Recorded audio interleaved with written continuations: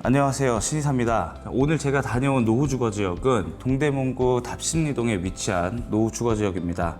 정확한 위치는 이 답십리 부품상가와 두산 위브 사이에 있는 이면 주택가인데요.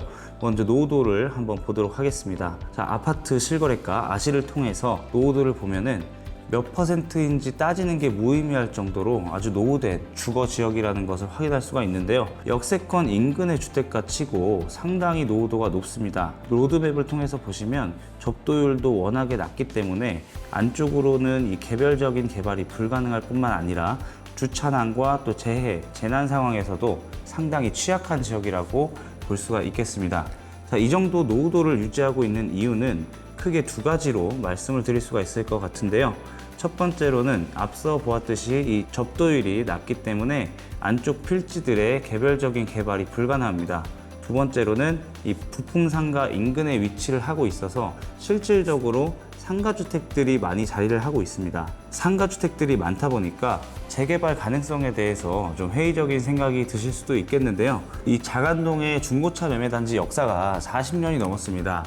부품상가도 준공된 지가 40년이 넘은 이런 노후화된 상업지역이다 보니까 자동차가 보급되는 시기에 사업체들도 우후죽순 생겨났고, 그러다 보니까 이 1층 주거지역까지 자리를 잡으면서 상가주택들이 많은 지역이 된 것으로 보이는데요. 이렇게 오래된 중고차 매매단지와 또 부품상가의 개발이 점점 가시화되는 시점에서 이 노후주택가에 관심을 가지고 모니터링 할 만한 가치가 있다고 판단이 됐기 때문에 오늘 영상을 준비했습니다. 자, 지난 5월에 답십리 부품상가의 건축심의가 통과가 됐습니다.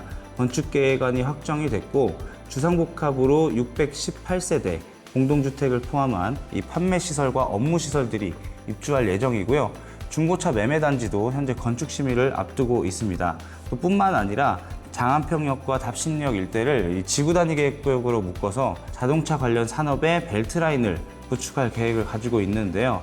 오늘 임장 지역도 이 지구단위 계획구역 안에 포함이 되어 있기 때문에 개발의 모멘텀만 생긴다면 종상향과 또 용적률 인센티브를 받고 공밀 개발될 가능성이 열려 있다고 판단이 됩니다. 자, 이 일대가 자동차가 보급되는 시기에 외연 확장이 많이 됐고, 또 현재는 내연기관 자동차에서 전기자동차로 이 자동차의 패러다임이 바뀌는 시기이기 때문에 이 부품상가의 개발 계획에 조금 더 관심을 가질 필요가 있다고 보여집니다. 제가 최근에 이 정비업에 종사하시는 지인과 얘기를 하다가 전기차에 대해서, 전기차 정비에 대해서 새로 모든 것들을 배워야 되다 보니까 너무 힘들다, 이런 얘기를 들은 적이 있는데요.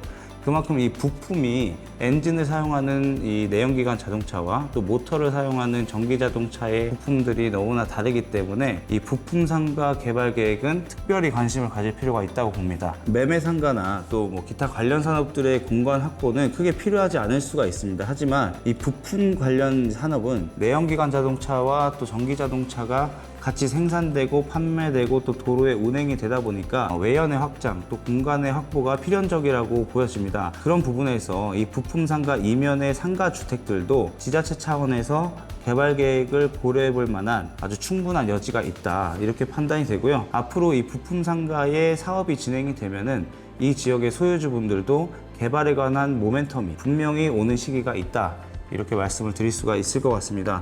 자, 이런 지역에 시간을 투자하는 것이 진정한 부동산 투자라고 생각을 하는데요. 이렇게 저평가되고 미래가치가 높은 지역들, 국지적으로 보면은 이 정도의 인근 개발 현황과 또 개발 가능성을 알아볼 수가 있겠고, 조금 더 넓게 보자면 아까 말씀드린 이 지구단위 계획구역 인근으로 중랑물재생센터가 있습니다. 이게 현재 1차 현대화를 끝냈고 나머지 시설들을 지하화하면서 상부에는 물산업 관련 클러스터 계획이 돼 있고요.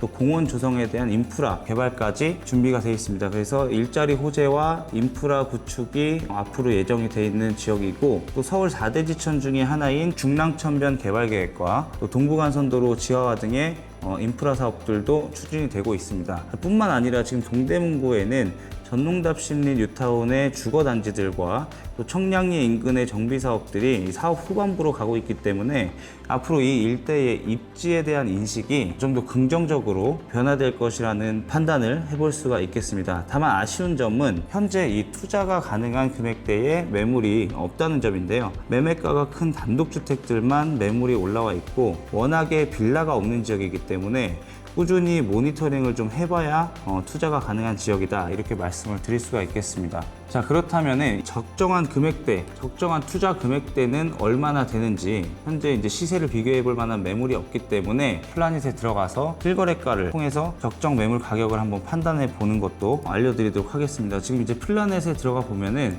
2020년도에 다세대 주택의 거래가 한 건이 있었는데 3억 2천만 원에 거래가 됐습니다. 토지 지분은 한 10평, 12평 정도 되는 매물이고요. 시기와 대지 지분을 고려했을 때 만약에 이 정도의 매물이 4억에서 5억 사이, 4억 원 내외에 이런 매물이 이제 시장에 나온다 그러면 충분히 투자할 만한 가치가 있는 것으로 보이고요. 4억 5천만 원까지도 투자를 고려해봐도 좋은 금액대다, 이렇게 말씀을 드릴 수가 있겠습니다.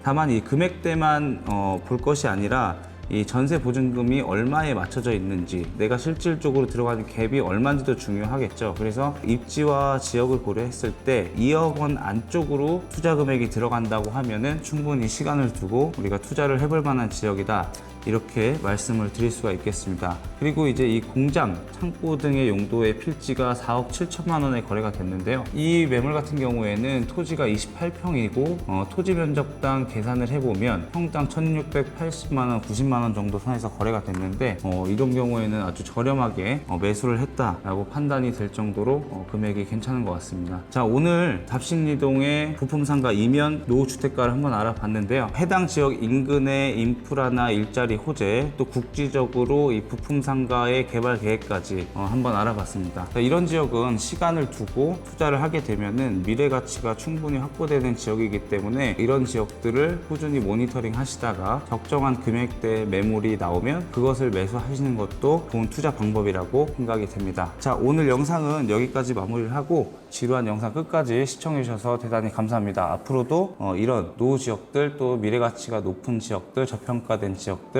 또 재개발 추진이 가능한 지역들 꾸준히 다니면서 많이 소개해 드리도록 하겠습니다. 감사합니다.